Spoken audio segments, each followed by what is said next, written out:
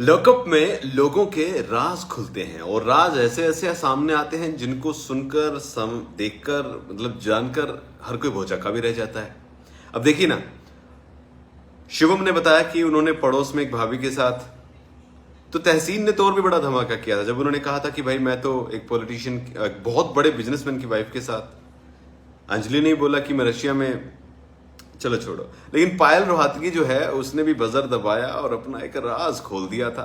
राज बड़ा गंभीर था।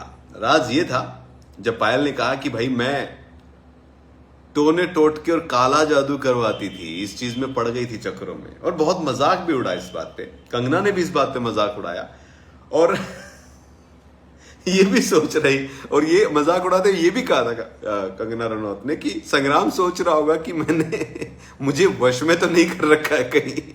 वैसे आपको बता दूं कि ऐसा कुछ नहीं है। दोनों को जब भी साथ में मिलता हूं तो बड़े अच्छे से कूल है यार ये दोनों। लेकिन पायल अभी बहुत ज्ञान बहुत देती है, ये बात तो है, अंदर बै बै बै लगी रहती है। लेकिन ये जो बात सामने है, इस पर संग्राम सिंह से जब पूछा गया कि बता भाई क्या हाल है, कैसे, ये क्या है ये सारी कहानी, तो उन्होंने बताया कि देखो ऐसा है।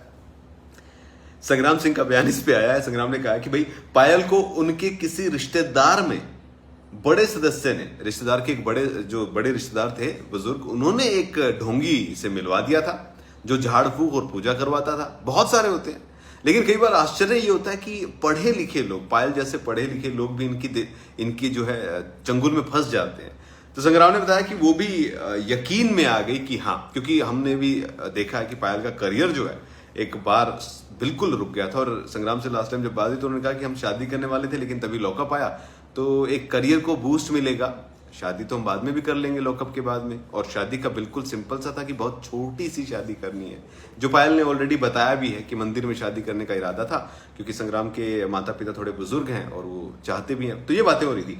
तो पायल को यकीन दिलवाया गया था कि आप पूजा करेंगे तो आपकी लाइफ में सब ठीक हो जाएगा, और हम सब करते हैं।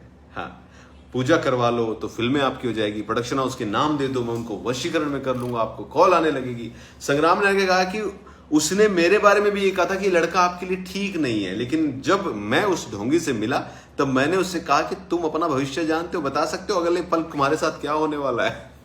वही सीधी ट्रिक, और उसको धमकाया, डांट मारी। उसके बाद ये सब जो है प्रपंच बंद कराया। उन्होंने कहा कि पायल इन सभी बातों पर यकीन नहीं करती, लेकिन परिवार के बड़े सदस्यों की वजह से उसे करना पड़ा, और फिर बहुत सारी चीजें जो है एक से एक जुड़ती जाती हैं, आगे चीजें हुई। उन्होंने कहा कि मैं भावनाओं की कदर करता हूं, विश्वास पर यकीन करता हूं, पर अंधविश्वास पर नहीं।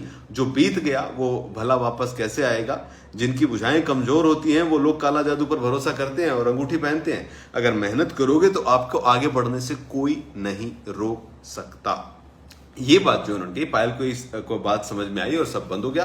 पर मैं यही कहूंगा कि वो नादान है और किसी के बहकाव में आ गई थी, लेकिन वो अपने काम पर यकीन करती है और मेहनत भी करती है और दिखता भी है। तो ये बातें हैं भाई। तो ये काला जादू वाला जो राज खुला, उस पर संग्राम भी बोले हैं और संग्राम को वश नहीं किया हुआ है।